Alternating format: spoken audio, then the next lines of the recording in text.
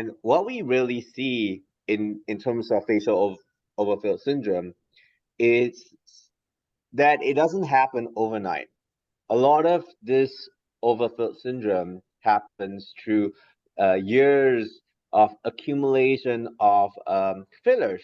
And sometimes even if they don't do any fillers, as their tissue sagging become more obvious, the overfilled syndrome becomes more obvious. As we can see, this particular celebrity, the early days, she still maintained to look better, but you can see signs of fillers being done. And it's until that it accumulates enough and the tissue sagging sort of become more prominent that this facial overfill syndrome happens.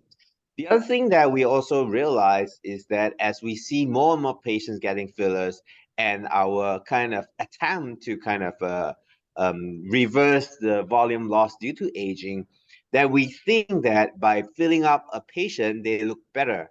And as we feel more, it sort of changes our visual adaptation, thinking that by doing so, we are doing something good for our patients. And so I therefore, will talk about anatomy of overfilled syndrome and in regard to aging anatomy.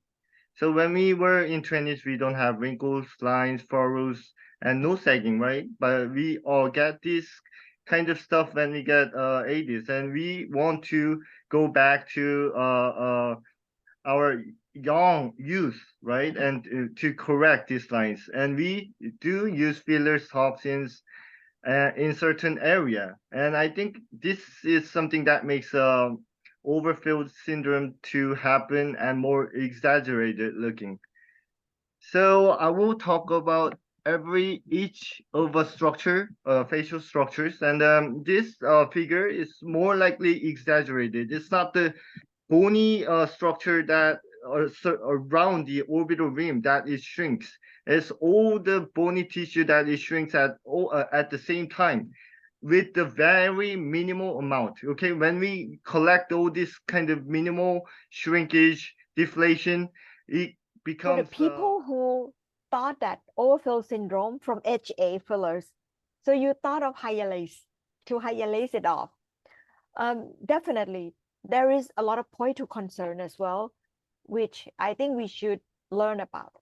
So what hyalase do to hyaluronic acid?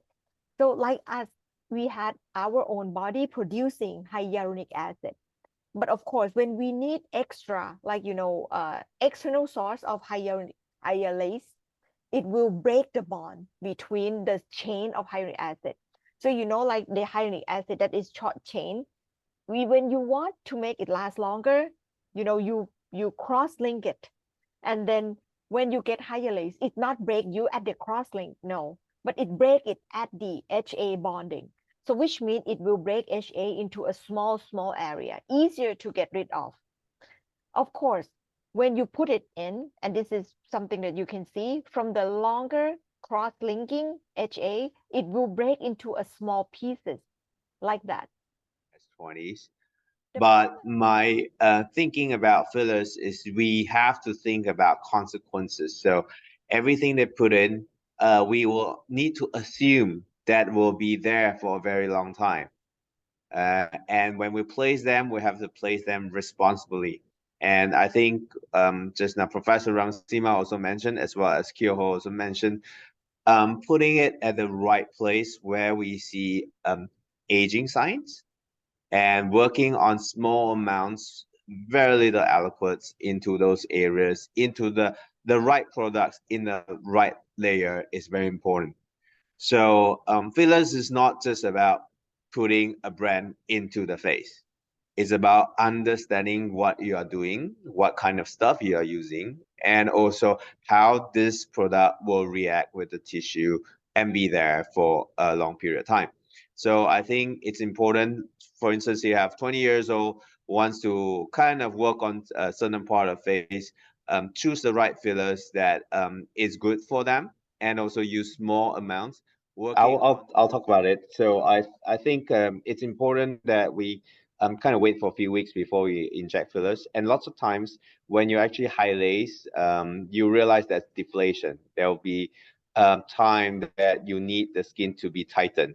So it's when you rush into putting fillers back in after your high lace, then you are actually redoing the things that you're trying to get rid of. So I think it's important if you tighten first and then only wait for a while and then only put in the fillers is better. That's my thought. Yeah.